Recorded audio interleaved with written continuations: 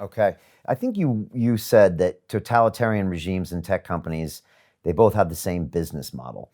And I was wondering if you could talk about that and also talk about how censorship plays in there because we've been having quite a fight here with censorship and a lot of our content has been banned and deleted.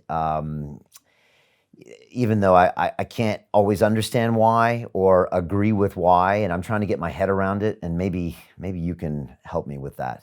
Well, so I mean, censorship on large tech companies' platforms is based on essentially curating the kind of community that they want on their platform, and so they hire censors that go through training about what kind of things they want to have on their platforms and what kind of things that they don't. And I began to see, the parallels with what was going on in China because the Chinese also censor their platforms, but it's also it's uniform. It's essentially so Twitter has a censorship platform, Facebook has a censorship platform, but they're somewhat consistent, but also they're inconsistent based on the fact that they're two separate companies. In China, the Chinese Communist Party has a censorship platform that's uniform, and it's also based on teaching. So if you go to become a censor in China, you learn what Tiananmen Square is about, so that you know what to censor on the platform. So in many ways, the business model is the same, except in democratic societies, the platform is not uniform. In a totalitarian regime, you have a very uniform platform. So it is very much about influencing, but the communities are not, completely uniform across a platform like it is in China. Why are we seeing more censorship right now? Is it because of this lockdown? I had a guest on that said, he said, Brian, it's not YouTube that's censoring you. It's the pressure they're getting from governments, maybe corporations, maybe regulators that's forcing you to be silent on certain issues. I mean, what do you see here? So you remember when the San Bernardino shooting happened and the FBI and Apple got into the disagreement about Apple not giving backdoors to the FBI?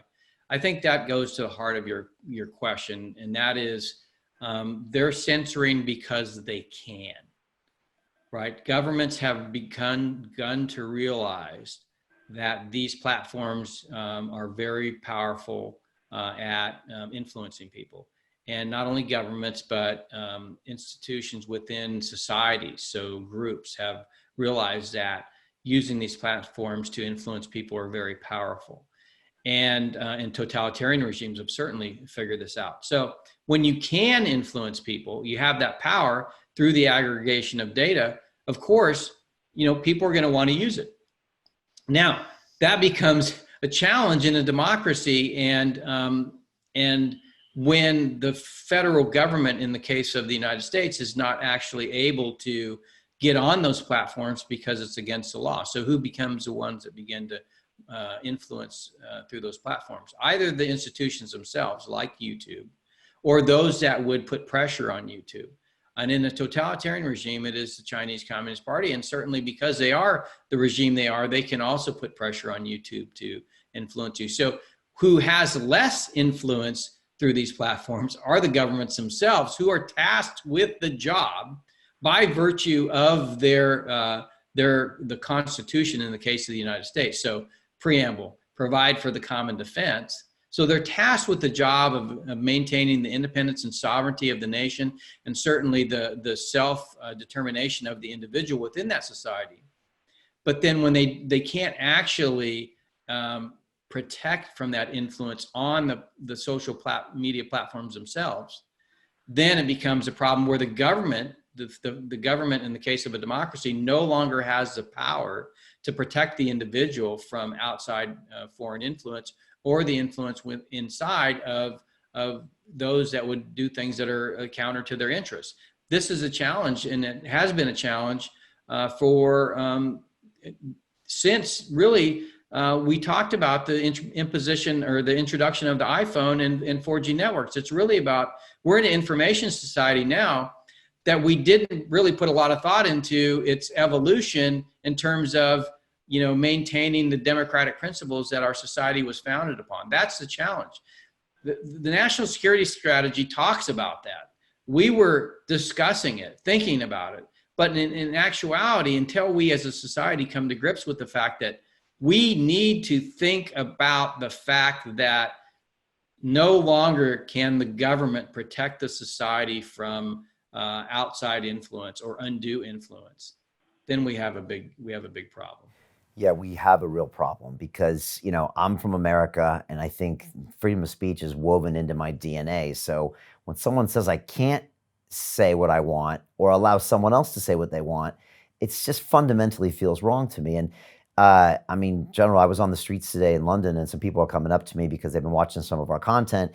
And I just pulled out my phone and they were talking to the camera and I said, do you think this is right? And they said, well, we think people should be able to say their opinions and then we can listen to them and choose what we want to do. But now, since the digital world is the way we listen to other people's opinions, and these are controlled by private companies that have these blanket community policies, now they control our human right. Now there's a case to be made that since these private companies are effectively public utilities, and honestly, I'm speaking with a group of attorneys now about that, especially in the era of COVID-19, where literally these companies are being used to disperse public service messages, that you can force them to comply with, the First Amendment or basic human rights from the EU perspective. But that remains to be seen if that can be enforced. But if it can't, then like you said, they'll start censoring because they can. What do you think of those points? Well, I think it's really about the power of the technology, of the foundation of the technology that we built these platforms on. It's really about open data and the fact that you don't control your own data and therefore you don't control your own life, your own digital life. That is very dangerous in a democracy. I'm not for FISA. I'm not for the government having, being able to collect data on you. I think it's counter to our principles as a democracy. I think your privacy, the ability to have, be protected from unlawful search and seizure. I think all of those things go into who we are as a nation. And really, they were well thought out. And they were based on, people that were being repressed or oppressed at the time. They had been subject to all of these things. And they realized that they didn't want a society that was like that. And yet what we've created is in our own kind of really strange way is the tools of our own destruction, because we allowed technology to grow in ways that are not conducive to those principles. We still have the opportunity to change this. So, and I think that's, I'm hopeful that we'll awaken to the fact that, I may not agree with your policy positions. You may not agree with mine, but we can be confident in the fact that we're both Americans and can rightfully have our own opinions and still live in harmony. That's one of the beautiful things about being an American. It's an immigrant society, and therefore we kind of broke all tribal bonds when people come to this country, and they establish a new bond under a new set of rules, which is really about living your life and letting others live their life, but doing it in a way that's respectful and allows for a difference of opinion. And then, in a political sense, we come together at the polls and we choose, collectively who we want to lead. All of those things are, I think, the paper that Constitution was written on is still valid. I think our ability to implement them or execute them in the digital world is really increasingly under assault, both from within and from without. And hopefully our better angels will recognize that, if we are to preserve this wonderful experiment, that we're going to have to deal with this.